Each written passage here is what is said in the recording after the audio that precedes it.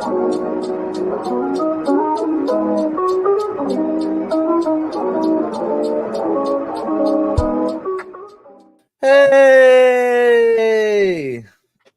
Okay, we all have to ask the important question. I thought there was a comment already. Did it go away when it went live? I thought Batkato said hi. Batkato, if you commented, comment again because it lost your comment for some reason. Are there marshmallows in your hot chocolate? I don't have marshmallows in my pantry, so at the moment, no. Dang it. Are you a big marshmallow or a mini marshmallow kind of guy? Both. Okay. At the same time, or you just don't care? Depends on my mood. Okay. Dom, it's been 2 weeks now. I did a Declan interview last week. So how have the last 2 weeks been in comic books and life, in reading? What's going on? Oh man, no, it's been insane. Because I guess at the same time that you interviewed Declan Shalvey, I Yeah. was interviewing Jeremy Adams, who is also from the same seaboard as I am. So there weren't any scheduling conflicts with that at all. But he was such a treat to talk comics with.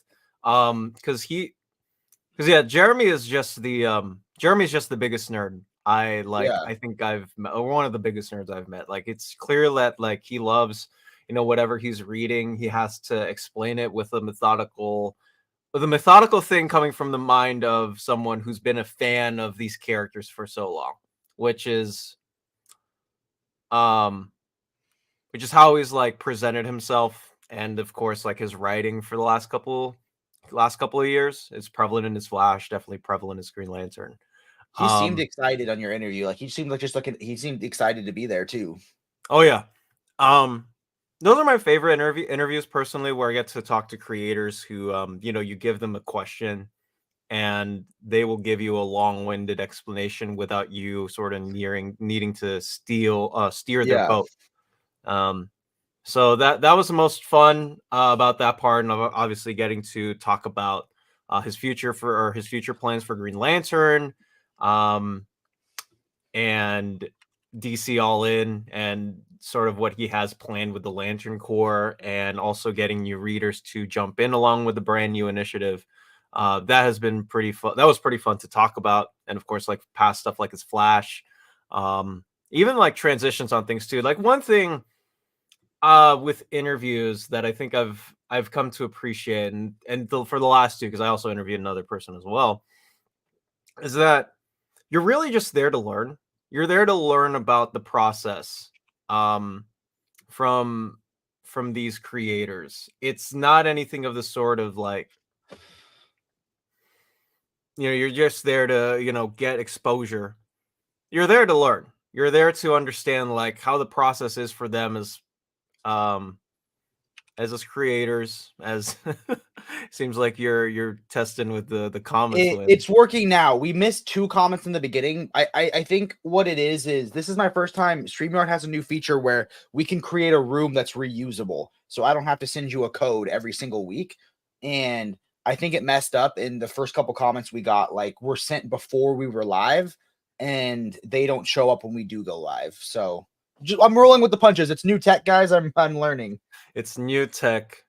It's new tech for a structured streaming cycle. But yeah, Yeah, that's but yeah.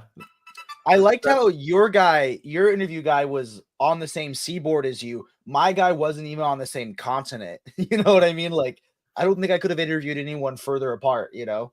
Um, oh yeah, because he's but over in England, right? he's in Ireland, He's in Dublin. Ireland, okay. Yeah. But he was really cool because he wasn't a artist or a writer that I had known before the interview. And back Cato, it went through that time. And hey, Chaz.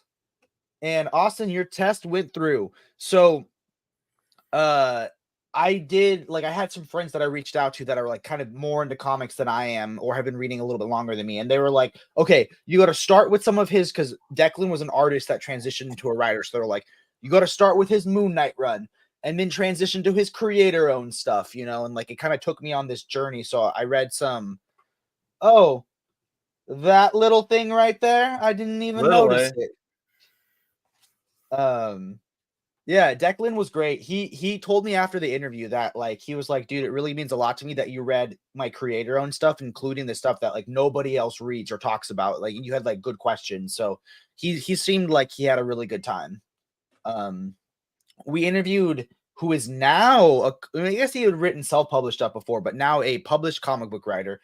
Did you ever watch Comic Pop with Sal? Yeah, I watched some of your interview with him yesterday. Nice.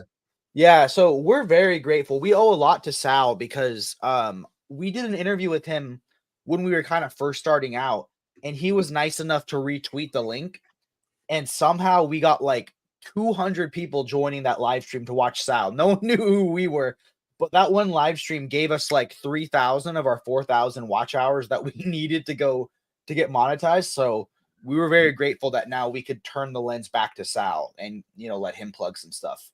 But I hauled a couple books this week. One of them I'm not going to grab. I got The Artist Year One, which is the tallest book I own. And then on the opposite end of the spectrum, I got some new compact editions. I don't know why I bought this. I hate this storyline. I hate this book. I have it in absolute, and I absolutely hate it. But I want to do an every compact comic video where I rank all of them. I do. Have you read Joker? Of course. Do you like it or do you dislike it? I hate it. It exists. I don't Yeah. have particularly strong feelings about it, but I loved Luther. I thought Luther was great, but I don't care for Joker. Started reading this for the first time, even though that's a fun run, man. That is a So fun run. I will say the first 2 issues I was a little confused because I've never read Heart of Hush. But then it kind of like explains everything you need to know. Like when Bruce Wayne was first walking around, I was like, that's weird. He's not acting like Bruce. And then you find out why it's not Bruce. It was that was part of the line of the Batman Reborn series or the Reborn books when they like post Final Crisis when Bruce died. So Yeah. everything got shuffled, right? So you have Dick Grayson as your regular Batman in Adjectiveless Batman, Detective Comics, and Batman and Robin, right? So 3 concurrent series that all are different from each other. Nightwing got slashed because, of course, there's no Nightwing because Dick Grayson's Batman. Red Robin with Tim Drake. Stephanie Brown is Batgirl. And then, of course, you had the Gotham City Sirens book that was authored by Paul Dini and illustrated by oh my Gilliam God. Marsh. Like if I had looked at my Omni and saw that the author was Paul Dini, I feel like I would have read this book forever ago. Because you probably should have. I know. But you know what? At least I'm reading it in how it was meant to be seen, the compact edition. I could easily grab the Omni off my shelf, but you know what? This is easier because it's lighter. I got one last book that I hauled this week, and it is objectively in its own way bigger than the Artist Year One.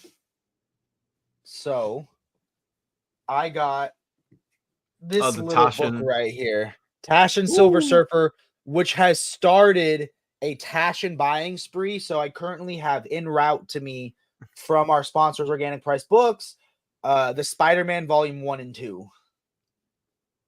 So I'm good on that. I don't think I need X-Men. I don't need Avengers. Fantastic Four, maybe, but I heard that doesn't get good. They only have Volume 1, and I heard that doesn't get great until what would be Volume 3 or Volume 2. So I think I'm good. You're talking about the Silver Age stuff, right? Yeah.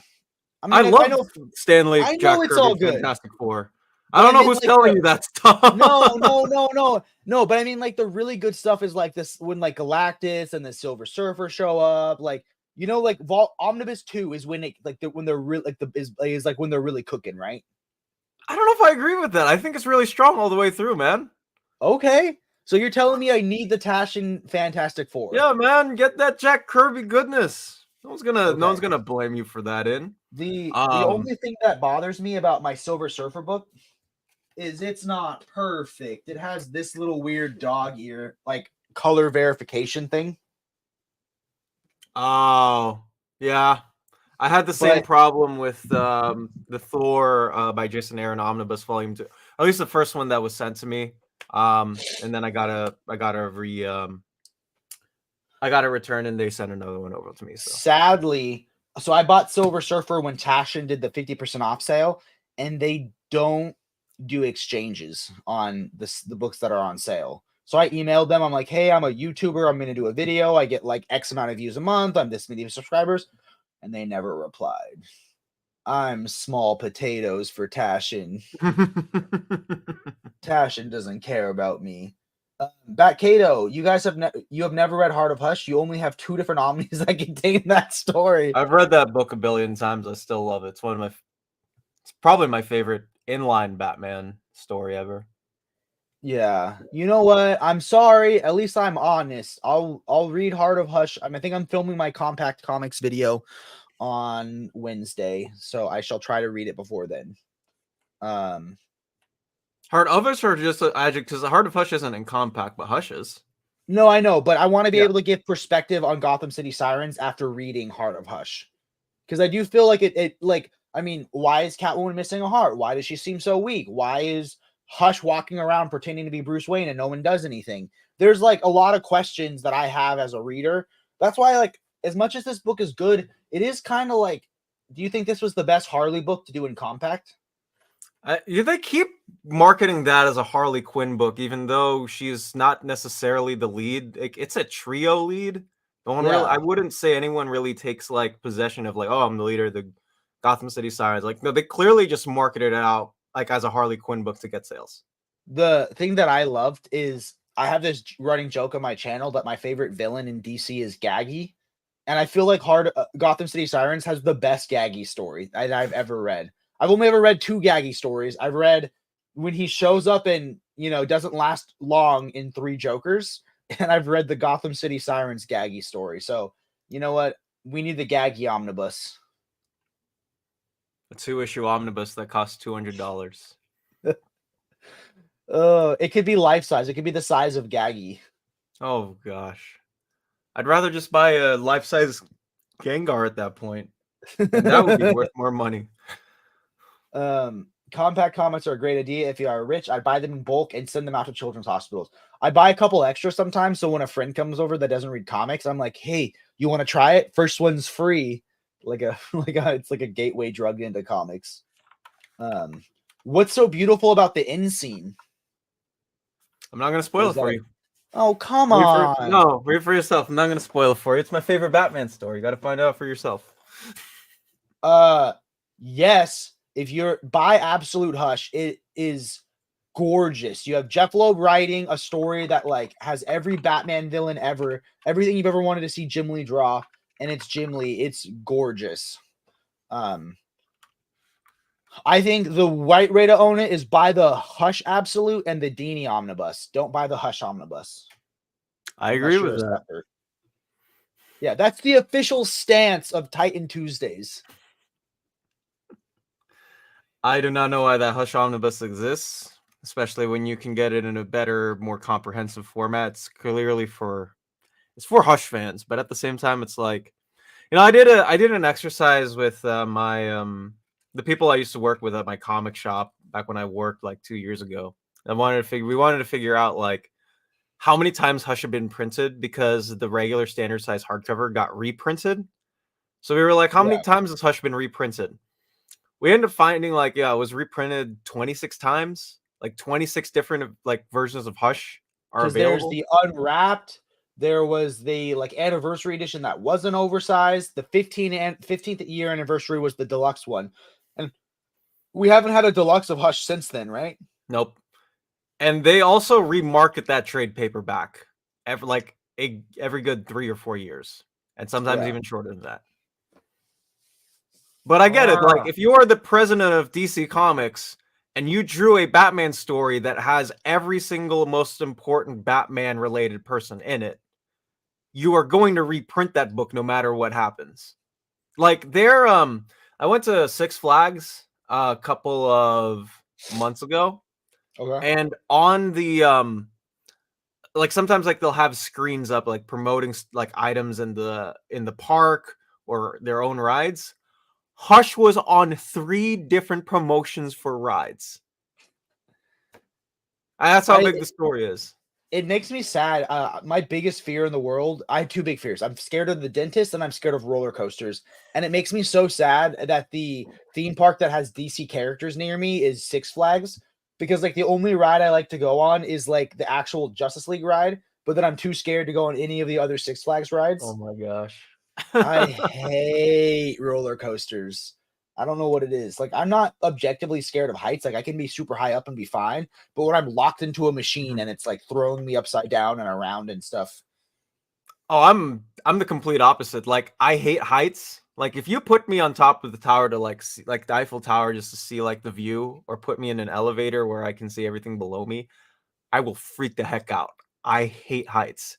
But you put me on a roller coaster, I'm going to have the time of my life. Doesn't matter how big it You is, can how be like tall it is. spinning around upside down, dangling from your feet, and you're still having a Yeah, good I've time. been on a billion rides like that, and I can tell it. Maybe that's why I have some brain damage, or supposedly. But I have a lot of fun doing it. Nothing excites me more on an amusement park than going on a roller coaster. But yeah, you put me on a Ferris wheel, you're gonna have to hold my hand or pay me because I ain't going on one of those things. Yikes. Dude, there's this scary roller coaster at California Adventure that like it takes you up, but you also like slide down and fall, and like it's on like a circular thing. So Is it brand new? like no, it's been there forever, dude. It's the Ferris wheel that they have at California Adventure, but they have the regular ones that Oh, you're don't talking about the don't Mickey Mouse one, right? Yeah. yeah. My cousin, every single time we go to Disneyland, which is like 2 years, like we have like a big family trip, he blackmails me into going on those on the moving platform. That one is frightening, man. I hate it. Like I was on it. I think the only times that like, or the only reasons that like I've enjoyed my last couple of times on there is because we had really good conversations with the people right next to us. Because usually like the people right next to us would be like, "Hey, your friend or whatever seems like a little bit jumpy." Yeah. And then I have to explain like how I hate roller coasters and I'm only here because like he forced me into it. Yeah. But yeah, like we the last conversation I had on there actually was pretty fun. Like it was like a family of four, and we just talked about like MCU movies or like what our favorite Nice. ones are. I was like, wow, this is perfect because it's completely distracting me from everything that's going on in the world. Yeah, you're like completely green and you can't move, but you're like, you know, I don't think Secret Invasion should be ranked that high in the MCU.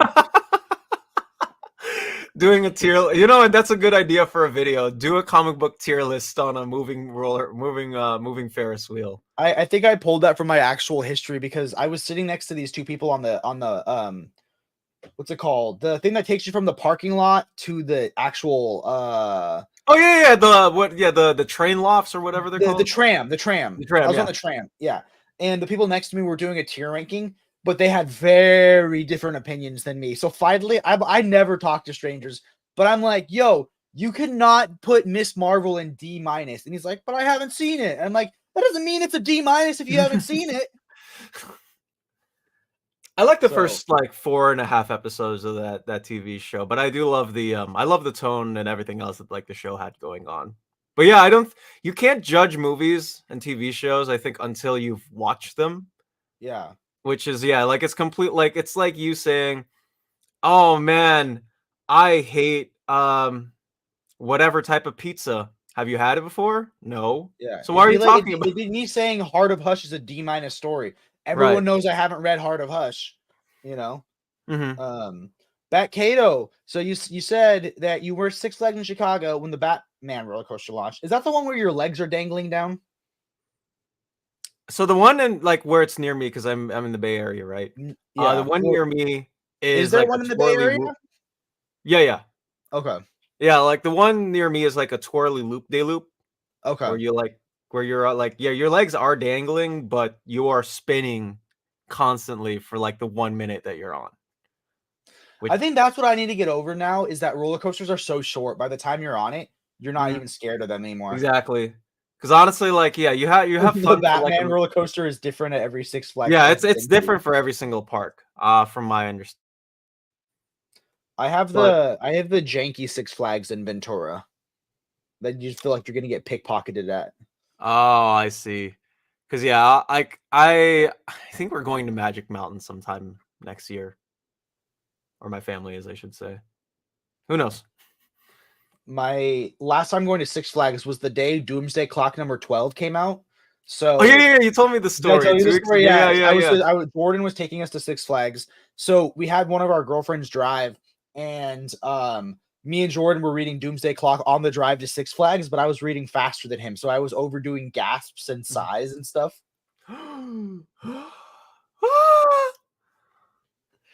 God, I wish that book had mattered more, man. I know. What a waste of 2 years. So what have you been reading lately? Anything interesting? I did get the All-Star. Ooh, I need to get that. But yeah, because I did an overview of it on Nearman Condition, who I Okay. work for. Reread all of it because I'm like, yeah, I got to refresh my memory on this specific run of Batman. But yeah, Declan Shalvey also does he does the backups for the first 5 issues. Oh wow. Yeah, in this book. I remember loving the first arc, My Own Worst Enemy, thinking that was like one of the coolest concepts ever, like a road trip with Two-Face and Harvey Dent. And then thinking that like the rest of the stories were okay, but I think like at the time I just wanted more of what Scott Snyder was doing in his Batman run. You know what I mean? So I think now I might appreciate it more because it's so different, It is because yeah, my because the Batman that's presented in this book is a lot more uncontrollable. He's a lot more violent, unhinged. Like not like I'm gonna kill everybody type of unhinged, but there is a lot more packed action in this specific book than there is in What's with the the others. word One that I all-star? appreciate. Yeah. Yeah, the story that I appreciated the most, like after I reread everything, was the second arc, Ends of the Earth, where Batman has to stop an ecological terrorist, and it's like a small whodunit, but it's done in prose for every single issue, building up to the climactic point of figuring out who that person who's ruining the environment is. And I was like, man, like I enjoy this a lot. And you have different artists like Jock Tualote, Giuseppe Camuncoli, who draw those issues. So you get a different tone every single time Batman has to encounter and interact with a particular villain. So that one stood out to me the most on a reread. But yeah, like if you're looking for good art, there's no there are like there isn't a bad artist in the book, which yeah, feels weird to say. But I think that's just most of Scott's stuff nowadays. Like I can't name you a book in the last 13 years that Scott Snyder has written that did not look good. Yeah. Bunk, if you're listening or watching this while you're working out, push it harder, man. One more set, add some weights to it, show them that vegetarians can lift just as much as meat people. Speaking of meat salad, I just finished reading Far Sector this week. It was my first time reading it. You like it? Oh my god, it's so good. It is. Like it tackles so many themes, so many issues with like our society is put on blast in this new intergalactic society with 3 different species. But like when you get her flashback and it like cuts to her parents, like her dad walking her out of the divorce court, and she looks up and 9/11 happens. I was like, oh my god, she's been through so much. And the whole concept of like a drug that makes you feel emotion was like wild. Oh, for sure. Absolutely. So is anyone else experiencing a collecting funk right now? I haven't bought a book in like 3 months, and most of Marvel's releases next year don't really excite me at all. So maybe it could be a lull because I'm incredibly excited for next year with DC. So maybe it's a little bit of a lull, but also maybe it's a little bit of burnout on it could be like maybe you don't have a lot of space or a lot of excitement. Maybe you need to explore another hobby for a bit. I experienced a funk and I said, you know what? I'm going to put comics on the back burner. I'm going to get a bike. I'm going to play video games. I'm going to try to cook more. And I went back to comics with a vengeance. So I think it's okay to get a little burnt out sometimes. Yeah, to answer your question, Mr. Always an Instigator, So I realized this when I did my Jeremy Adams interview and when I did my interview with Philip Kennedy Johnson back last week. And it was sort of figuring out like, what type of YouTuber I wanted to be, like what part of the comic sphere am I going to like fill a hole in? If there were any to, because we have so many voices out nowadays, right? Um, I realized that I'm gonna be if Omar is Batman, I'm gonna be Robin. He's gonna be the one doing all the big books, the big like the Marvel stuff because he has the Marvel whatever. I'm gonna be the one covering DC stuff specifically, trying to promote as many of their brand new books as possible. I have an interview coming up this Thursday. Maybe I'll talk about later.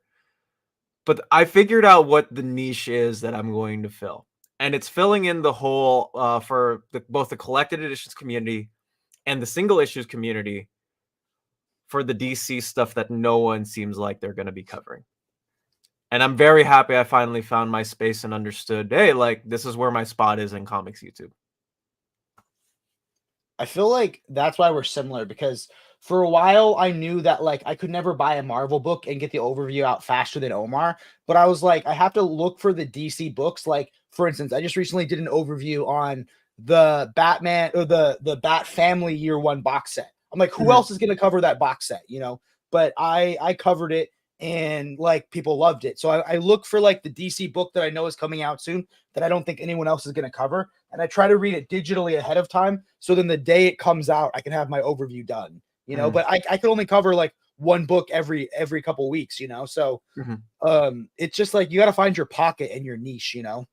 And to answer Bunk's question, Far Sector is getting a deluxe edition in 2025. Next year in February, I believe. And but where is a website where someone could get that information? Bunk, if you haven't yet, please check out comicreleases.com, where we have every single up-to-date information and all the bookies that you are going to be collecting for the next. We have it till July of next year, actually. That is, and I'm going to update the master list later because Marvel and DC both uploaded stuff to Penguin Random House. So I will be updating the sheet either during this whatever it's called or after it's finished. Thank you, James. It is weird how we got a compact edition before a deluxe edition, though. That's kind of silly, but I like that. Maybe they were trying to say that without emotion, logic would be crazy, but I love that the AI people, their currency was Earth memes. I thought that was pretty funny. I didn't exactly know what that was trying to say, but I thought it was good. Marvel has released 90% of their best runs already, at least on a first printing. DC still has a ways to go. Maybe that's why I'm more excited for DC right now. I know I definitely am. And yep, part of the thing for me too, and I realize this too because I do have a very sizable portion of fans who are also interested, because I put out information on everything, right? Yeah, one thing I'm always gonna be incredibly thankful for is like at least having like an audience there, who's gonna listen to me no matter what on whatever I talk about, which makes this all the heavier. I remember when I dropped the news on the delays for the DC versus Marvel and then the Amalgam Omni. Oh man, dude, I'll just say this. I hate Adobe After Effects sometimes because After Effects doesn't save some of the compositions when you put them in. So rendered out. I got a text from James and he was like, "Hey Dom, the animation information is different than what you're saying on screen." I was like, "Oh shoot, I gotta re-edit this." Anyways, that person is right. I mean, we want DC stuff collected. It does seem like they are heading in towards the right direction, which is better than no direction. So I'll give them that. Dude, the whole people freaking out on Facebook when your video went private so you could fix it. They were like, maybe it's not confirmed. Please don't be confirmed. And they were like, and it was like, dude, you just got to be patient. The books are going to come out eventually, That was me trying to tell myself Doomsday Clock was gonna finish 5 years ago. We've all been there and we learned to accept it. So to answer this question, I don't think it hits the highs as high, but it doesn't try to do the same thing. It's wildly different. It's way more of like a horror book at first, and like I really loved it. But it's just completely different, in my mind. Like they're saying wildly different things. But the art is so crazy in the Lemire one. It's so spooky in like an awesome way. I think you're gonna like it, but it's just very different. Have you read the Lemire Animal Man? I mean, you've read everything, haven't you? Of course. Yeah, no, I've read it. I've read Lemire Animal Man. I don't think it's as good as Grant Morrison's run, but not many things are, but it's still very much worth a read. Though I'm sure if Bunk is still listening, he'll say that the Animal Man by Lemire Omnibus is better. I know. Yes, the DC Finest is going to be great. If only there was a YouTube channel that specialized on DC's Finest. I know, but dude, I'm actually super excited to be covering DC Finest when it drops in November. I'm working on a sponsorship / partnership with with someone right now. I won't say who it is, but there will be someone helping me out with those videos. Nice. Great. Will be tonight's read. Can't wait to hear. Tell us what you think about it. So if you're a fan of a member of any of our Discords, let us know. Or next time we do a live stream, I want to hear your thoughts on it. Do you guys have a top 5 DC animated series? I'm watching Teen Titans, which was my intro into the DC universe as a kid, and I've been loving it. It's almost like we have a show called Titan Tuesdays. We'll hit that question, but really fast. I haven't read Lemire's Animal yet, but I have no doubt it's superior to Morrison every way. Bunk Matsubi is entitled to his wrong opinion, but that's okay. He admits he's wrong about still Morrison. Be friends. Yes, and at this point, it's just a running joke. Batman the Animated Series has to be number 1 for me. Then, is it cheating if I just say the entire Timverse as 1? That's fine. Cheating. No one's gonna kill you for that. I mean, that's okay. So I'll say number 1 is Batman the Animated Series. Number 2 is the Max Fleischer Superman cartoon. Number 3 is Justice League Unlimited. Then I'm gonna go. I love Teen Titans. I loved Young Justice, but I fell off of Young Justice, so Young Justice will be 5. Oh, number 4 is gonna be the Super Friends. So Batman Animated Series, Max Fleischer Superman, Justice League Unlimited, then Super Friends, and then I'm gonna go with Young Justice. I'll put Young Justice over Teen Titans. Okay, what's your 5? Okay. I guess let's see, what would be mine? I feel like Justice League Unlimited has to be number 1 for me. There's just so many things it does right, from the team dynamics to the way that people bounce off of each other. It's also a testament, I think, to Dwayne McDuffie's writing, just overall. So it probably is number 1 on my list. Number 2 is Batman the Animated Series. I feel like like those are naked. Like I feel like that's a 1A and 1B. Like I don't know if I have like a favorite over one or the other, but I just love those 2 series so much. It's hard for me to pick. Man. 3 would probably be Batman Beyond. 3 is definitely Batman Beyond. 4 is Static Shock. I just appreciate it being way ahead of its time. If that thing came out today, I think people would be hailing it as like one of the best animated series for either big 2 ever. And then 5 would be, I would take Teen Titans over Young Justice because I didn't like I didn't like season 4 as much as the rest. So I think I'd put Teen Titans at 5. I feel like everyone's roasting my choices. They're like, yeah, he said Batman, the Batman Beyond. I love Batman Beyond, but honestly, like I think for me, I like Boomerang played Batman the Animated Series week to week, so I got to watch that over time. Same thing with Justice League Unlimited. Batman Beyond, I think, was like harder to catch on reruns. I love Return of the Joker. I would argue that you could say Return of the Joker is better than Phantasm, but I don't think I would say that. But what I feel like you have to also give it to things that led to what we have now. So, have you ever watched any of the Max Fleischer Superman cartoon? Oh yeah. It still holds up today. They invented the rotoscope to create that show, and the animation is so fluid today that like it's still gorgeous. And say what you will, but like Super Friends on Hanna-Barbera was my start to DC. So yeah, if I were to sit down right now and I could either watch Batman Beyond or Super Friends, I'd probably watch Batman Beyond. But I never would have loved DC in the way that I do if my childhood hadn't been me discovering those Super Friends cartoons. Okay, let's do favorite Batman the Animated Series episode. Mine is I Almost Got Him. So have you seen that one? It's when they're all playing poker. Yeah, I've watched the entire show, dude. Okay. I was trying to recap the story for our audience.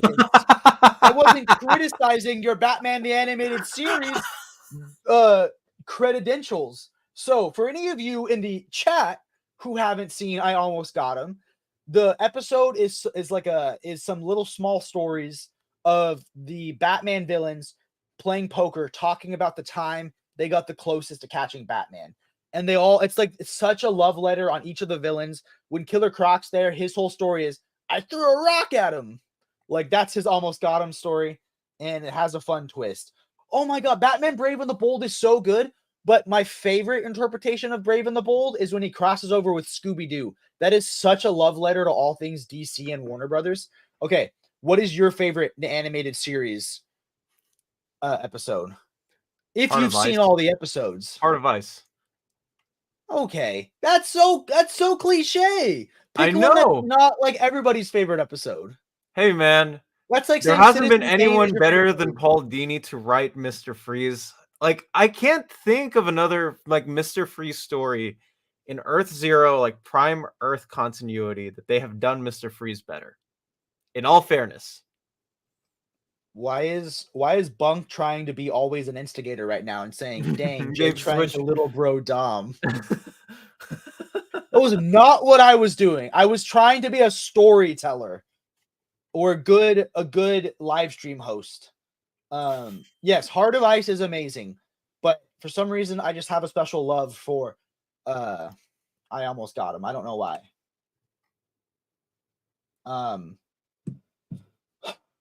So what should I buy today? Should I buy the Fantastic Four Taschen or should I buy the deluxe Batman All-Star? Buy the deluxe. Buy the deluxe. You know buy the deluxe and take my wife out to dinner. Yes, exactly. Come on, man. Let me find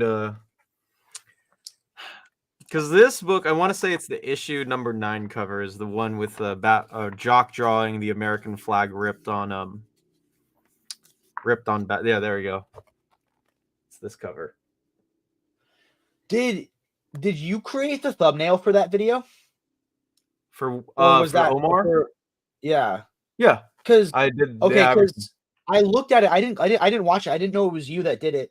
But usually it looks like it's a picture of the book on the desk, but that one looked like it was a Photoshop of the book on the desk. Was that the case? Oh no. I took that photo of this in the kitchen. There's a running joke that we have in the comic releases server, because my boss, or the guy who, our webhead, before he moved houses, he would always take a picture of his hauls in the kitchen because there was just no better spot to do it. And so every single time like we try to emulate it, it was always like, okay, let's try to get a photo near, like, in the kitchen. So that's what that was like. I have to do it on the kitchen sink then. So that's where I did the picture. Why is chat coming for my jugular right now? Jake yells at guest. Also, Jake, I was trying to be a good host. Dom is not a guest. This is a co-partnership of Titan Tuesdays, right? Do you still feel like a guest or do you feel like a co-host? I feel like a co-host. Like, we have to be able to bounce off of each other in that way. It can't just be like one person does the pushing. It's like it's a duo thingy. Yeah. It's like we're both on story. Yeah, you know what? I'll even make it after this show so you can highlight comments too if you want that responsibility. It's okay. The best animated Dini story is the Batman Beyond and Justice League Unlimited crossover. That one was fantastic.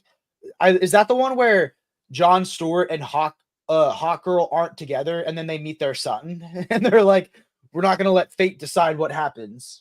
And then Bunk instigating again. Jake, can you tell Dom about all the books coming out next year? I don't think he knows about those. Yeah, either. I don't know. I don't know where to find. I don't know where to find the issue. Or Look, unlike Dom, I'm a paid Patreon subscriber of comic releases. Dude, I finally got a hold of that company that I bought my animation from. And because I bought it a second time thinking I must have put the link in wrong.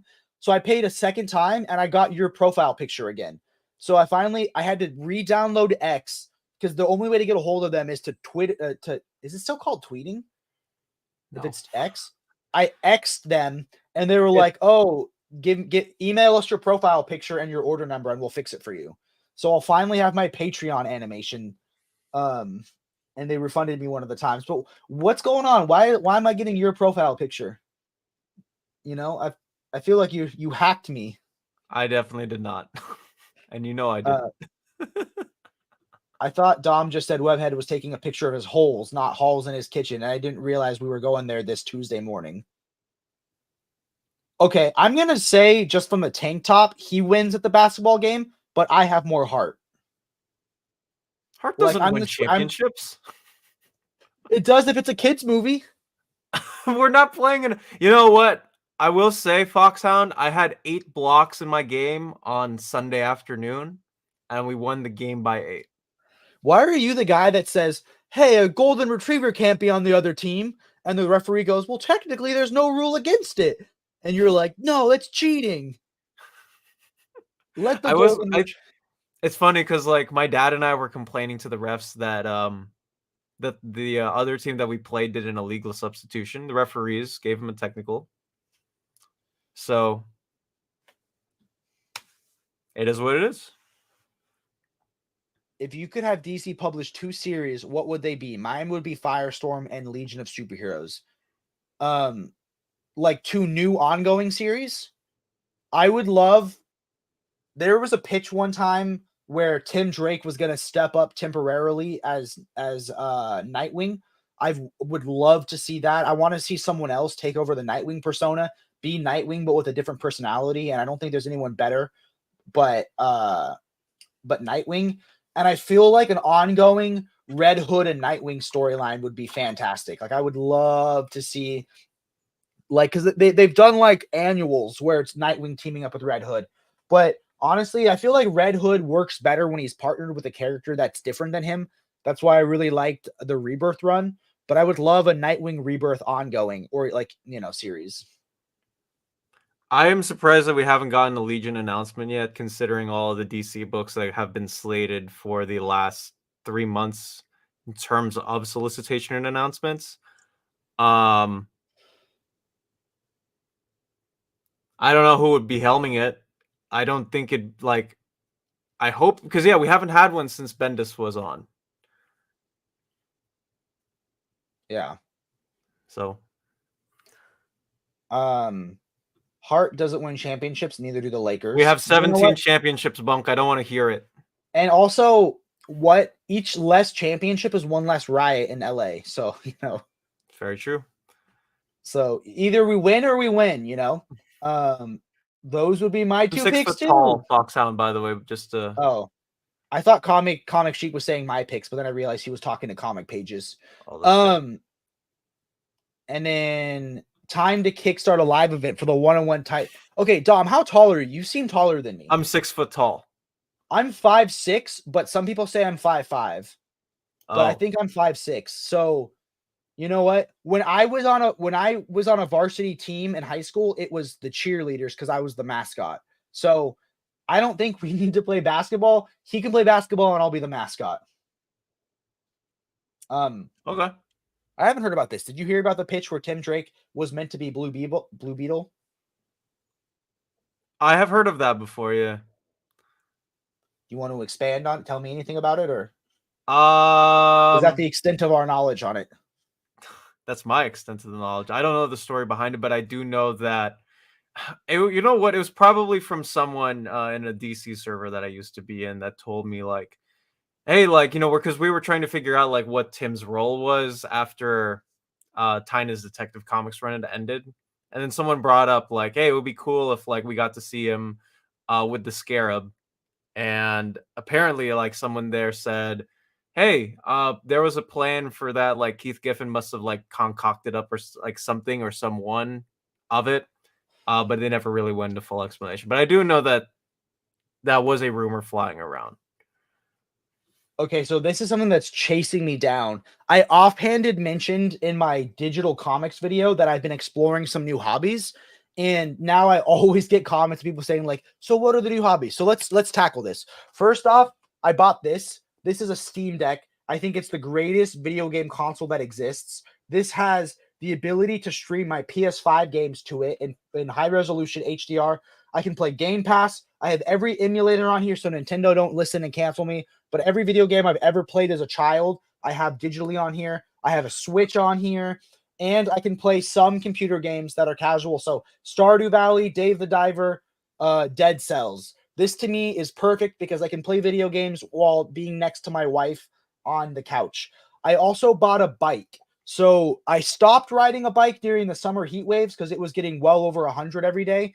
But now that we're getting back into fall, I'll be riding my bike again, and I have been trying to cook more. So sometimes I cook to be efficient. Now I'm trying to enjoy cooking more. So those are my hobbies. But the problem is I'm so back into comic books. I'm not that into making a video about my other hobbies because comics is like my whole life again, Mhm. but for my 2 or 3 months of burnout, those were my hobbies. Sons of the Bat. What are your hobbies besides comic books and YouTube creation?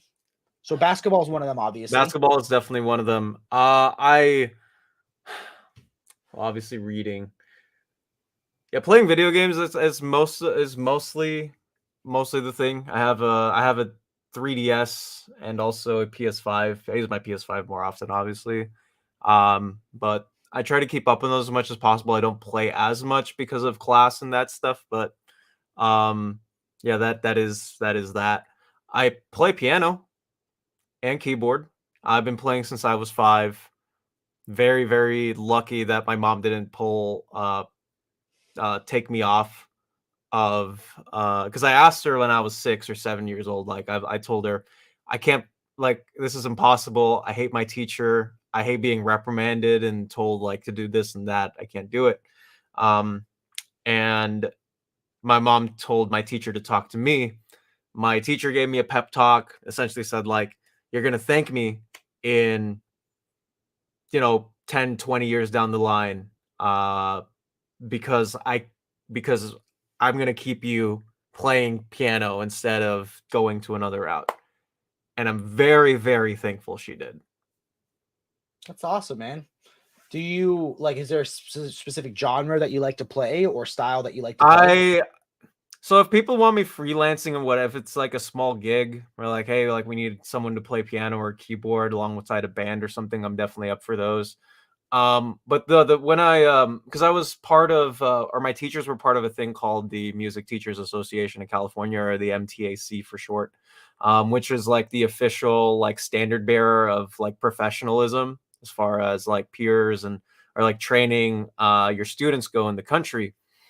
And it's all classical stuff, but the biggest things for me were getting to play at 2 different conventions in San Jose and Los Angeles, alongside the best people who play instruments, in my state. So that's something I will always hold near and dear to my heart.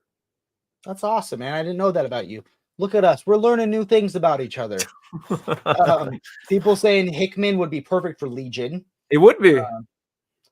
And then Bunk saying one less than the Celtics, plus the Laker championship was the bubble year. That's an asterisk You championship. you had you had me there. You had me there until you said it's an asterisk. I hate the notion that people are degrading the Lakers 2020 run because of a pandemic that no one could stop, as well as the circumstances that they had to play under and the situation the country was in that players had to play under. So the fact that we even got basketball and baseball for the 3 month span that we did and how they were able to create an environment where it's just simply pure basketball.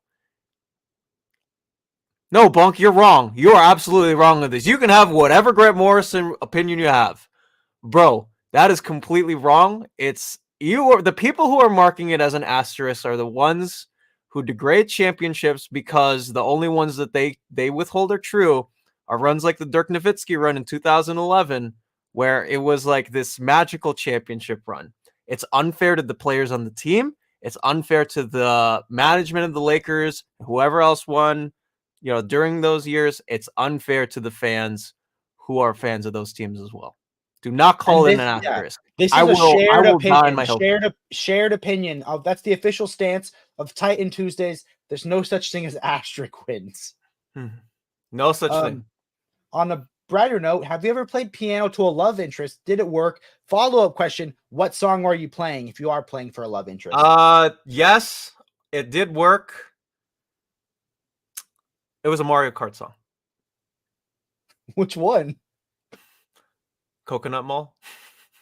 I'm gonna play that song afterwards on my drive to work today, and I'm gonna see if it woos me. Okay, Jake, let's do it the other way. Top wanted Omnibus, Firestorm, and All-Star Squadron. Oh, dude. You know what I would do to kill for an All-Star Squadron by Roy Thomas Omnibus comic pages? I hope that we get that in some sort of at the very least in the JSA DC Finest line. I would die for that 80s JSA material. So, if I'm being honest, I haven't been reading comics as long as some other comic book YouTubers, and I'm much more of a collected editions reader. So to me, it's not like there's a ton of runs that I've read that haven't already been collected or that aren't probably going to get collected someday. I would be a really big fan of the Rebirth, Red Hood, and the Outlaws getting an omnibus. I can't believe we don't have that, but we're getting a reprint of a run from that people kind of despise. Tom King Batman, obviously, but I know we're going to get that someday. There's honestly, Man of Steel would be awesome. So I can get rid of my hardcovers. Tom Strong would be awesome. But the thing is, usually the stuff that I've read has already been collected in A format. And if it's been collected in A format, it might get an omnibus someday. So I don't know if there's really anything that I love that has never had an omnibus someday.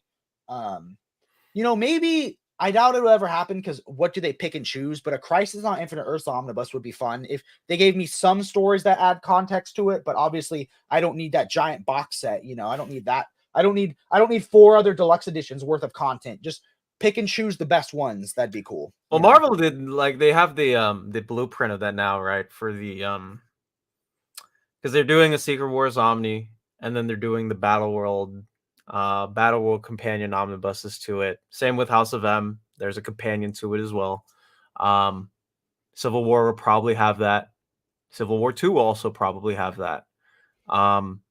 So there is a blueprint for those now, and I think DC could definitely do that route if they choose to decide. I doubt they do it, but I definitely could see it happening.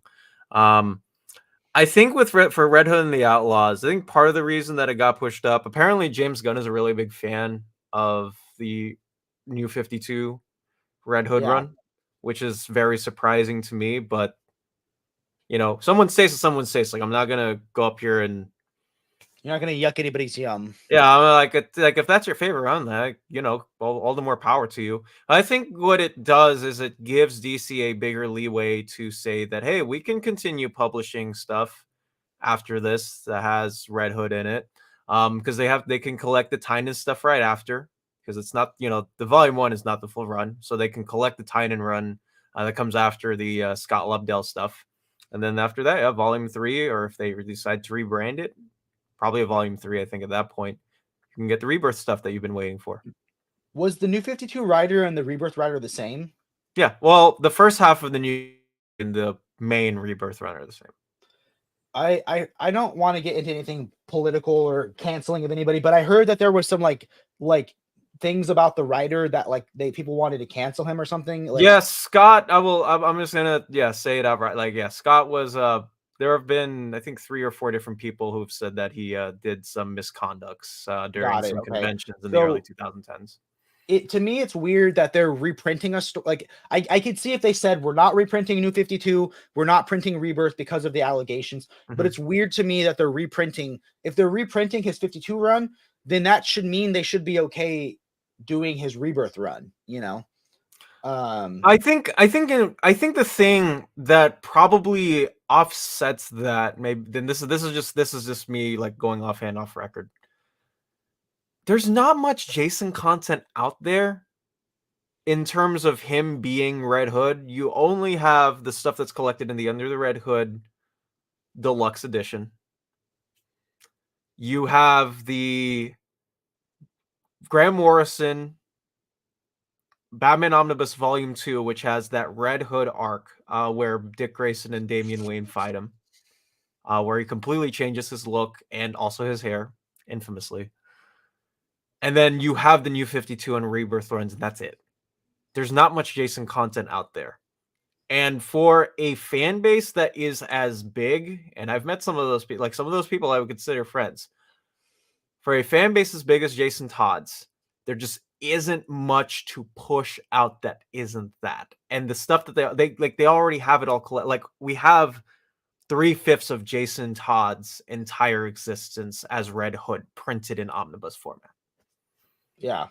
So and I feel like you could say a similar thing, at least in terms of omnibus format for Nightwing, and they're finally fixing that this upcoming year, you know. So I feel like, yeah, so I feel like it's just maybe it's just a little too niche, but he's such a rabid fan base. So Always an Instigator has a question for you specifically, Dom. I'm curious to hear Dom thoughts in particular here. Is it possible that books have been coming out in compendiums because lack of clear digital scans? most of those books are on DC Universe Infinite. I don't know if that's exactly a critique. Because yeah, like Kyle Rayner, like that's fully available on DC Universe. Nightwing by Scott McDaniel, like that's all in DC Universe Infinite. I don't know. I've often felt it was more like a way to do a trial run. Like, obviously, I don't know the particulars, but I would imagine a compendium is cheaper to manufacture and it sells for cheaper, and maybe it sells better. I mean, we're in such a weird niche where everyone's like omnibus everything. But when I was first starting out, like, oh my God, the fact that I could buy all of Sweet Tooth in one story versus needing all these deluxe editions I couldn't afford, you know? So I try to buy most of the compendiums to vote with my dollar. So we got a War World compendium, and now we're getting a War World omnibus. So I did also get to talk to Philip Kennedy Johnson about that. Yeah, what did he say? Go watch my interview on it. I put a timestamp. It's only like a 1.5 minute piece anyway, so. Okay, I will. Sorry, man. There's a lot of comic book YouTubers out there, man. You know what? I know. I have my bell for Dom notifications. I'm just trying. I'm just trying to do the sneak thing that you know how people have like the sponsorships and the sneaks thing. I'm trying to practice that. Speaking of creator interviews, I have a fun one to share for tomorrow afternoon. Tomorrow afternoon, I am I'm doing a double creator interview with Tomasi and Manipul to talk about the Rockefellers. Manaul. Did I say it wrong? It's Manipul? No, you misnamed it on the file name. Oh, dude, I'm sorry. I always just write gibberish for my file I know. I just like pointing those out. You're good too. But dude, don't they just look so cool? Him sipping his coffee and him wearing his sunglasses. Oh, dude, Francis, from everything that I know about, like, what people have told me about him as a person, he seems super awesome. He lives up in Canada. He's also Filipino, which is a plus. But oh man, I love that guy's art. Like, I was super surprised when I saw the press release from the New York Times saying that, hey, Jeff Johns started a brand new imprint at Image Comics, and I saw, oh, Francis Manipul is joining. What? That's insane to me. And then Dude, yeah, Ivan they're Reyes a joined after stacked and was like, creator yeah. team, aren't they? Just like everyone at Ghost Machine is so stacked, bro. Jeff Johns literally went, I'm just gonna bring my most like the friends that I've collaborated with and who are the most talented over there to do cool books. Like Gary Frank, Jason Fabok, Brian Hitch, Ivan Reyes, Francis Manipul, Peter J. Tomasi. Dude, man, like what are you doing over there? Like, let me have some of that in, but This will be my first Ghost Machine interview, so I'm hoping it goes well. They just sent me a yesterday. They sent me an early copy of the first Rockefellers, so I'll be able to read that and actually try to talk about the comic book a little bit. So that'll be my day. You're gonna get to talk about some of their pre-established work too. Like Tomasi, Yeah, you probably read Batman and Robin and and then Superman. Superman, Super Sons. I'm gonna ask him point blank. How many more times am I gonna have to buy your Super Sons omnibus? No, that's gonna be awesome Wow, for you, man. Bunk segueing in that he's talked to Tomasi too. But you know what? There's an asterisk on that interview, Bunk, because it happened during the bubble year.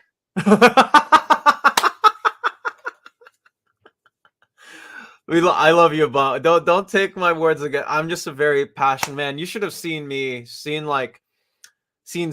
18-year-old Dom on Discord servers and the NBA subreddit talking about basketball.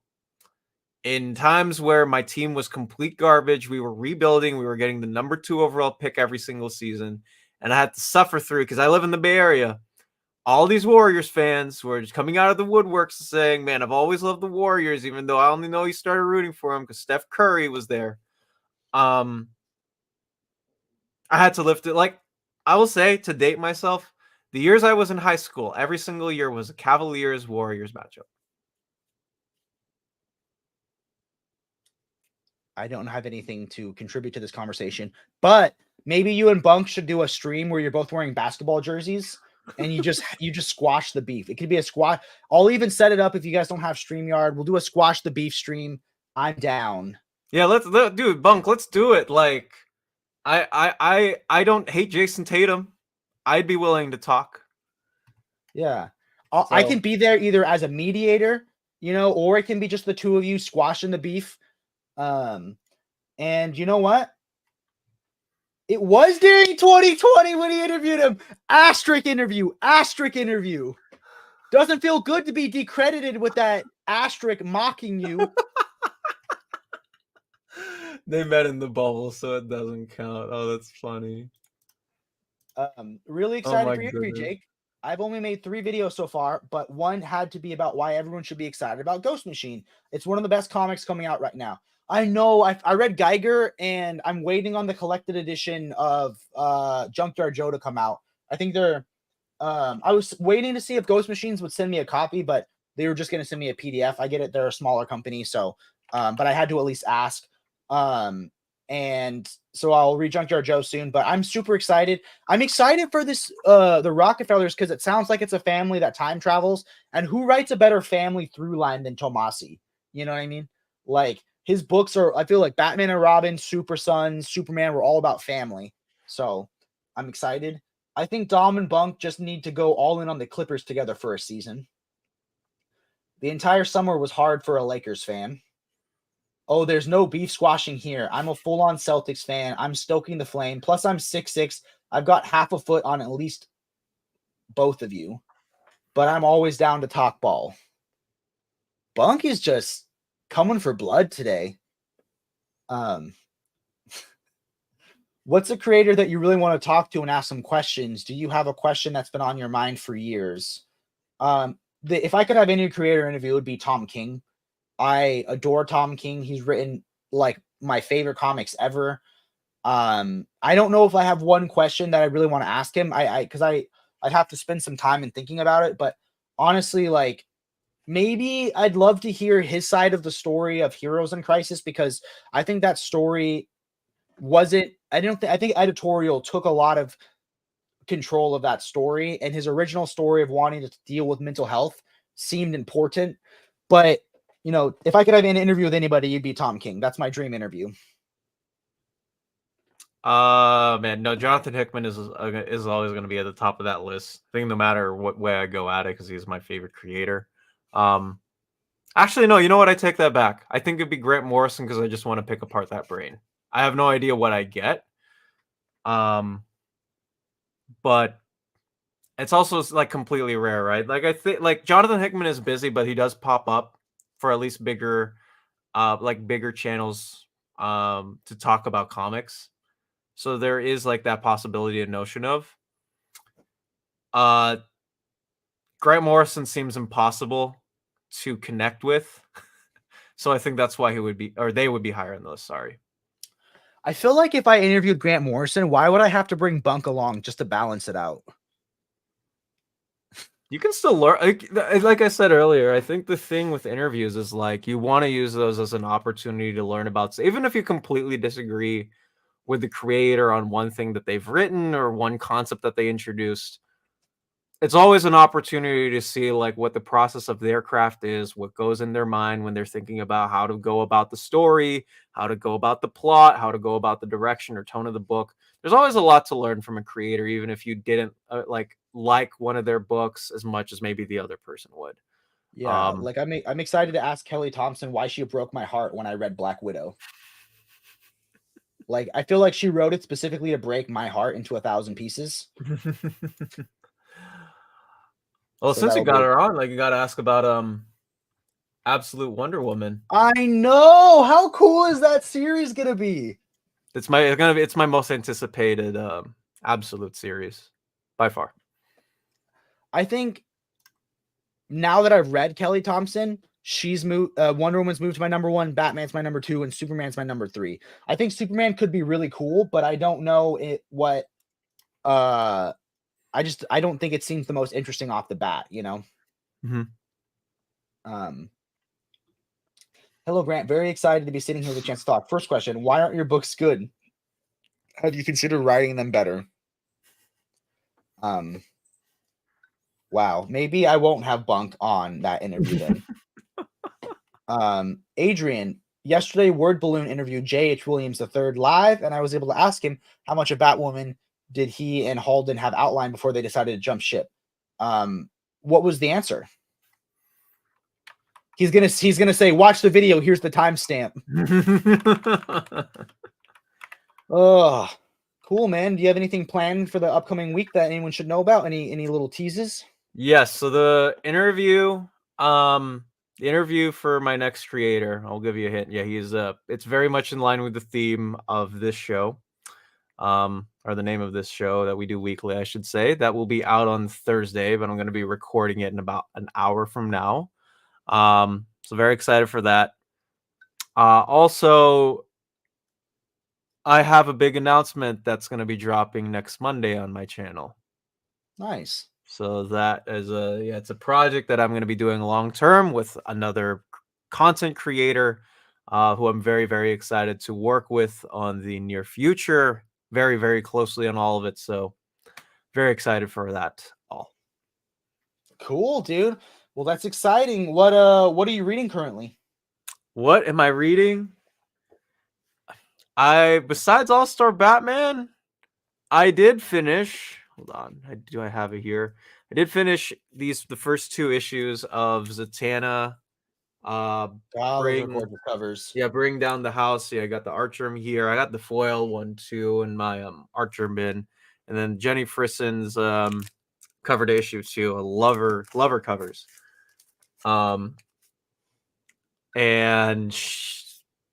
Dude, Mariko Tamaki and Javier Rodriguez are killing it. I don't know if the book is ever gonna get a deluxe, but I really, really do love this. I've been liking the story so far. That's cool, man. I gotta get back more into single issues, man. It's just hard having DC Ultra and feeling like I could wait a little bit to read it digitally, but I should try to do some single issue content on my channel and see how it does now that my channel's bigger than it used to be. But they had 24 more issues outlined and 25 through 26 scripted, and a couple of breakdown pages for issue 25. Interesting. Well, Dom, where can they find you?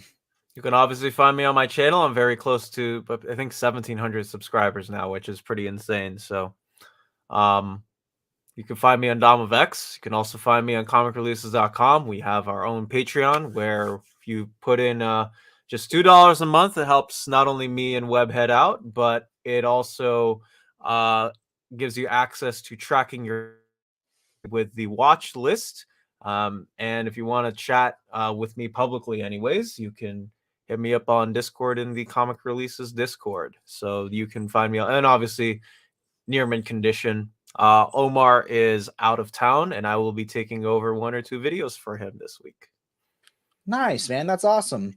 And I'm Jake from the Brave and the Boys. You can find me on the Brave and the Boys channel. We have an Instagram, an X, a Discord, and also we do have a Patreon. I would recommend everybody sign up, even just to the free tier, because I'm going to try to use that as a way to notify everybody about everything that we do. So I would say still join, even if it's just the free tier. We do have a paid tier that would be awesome if you want to support us, but I don't have a lot of perks right now.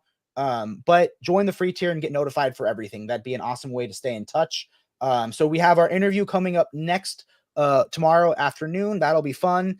And I have an upcoming video that should be releasing probably Saturday on ranking the compact comics. So that'll be my next video.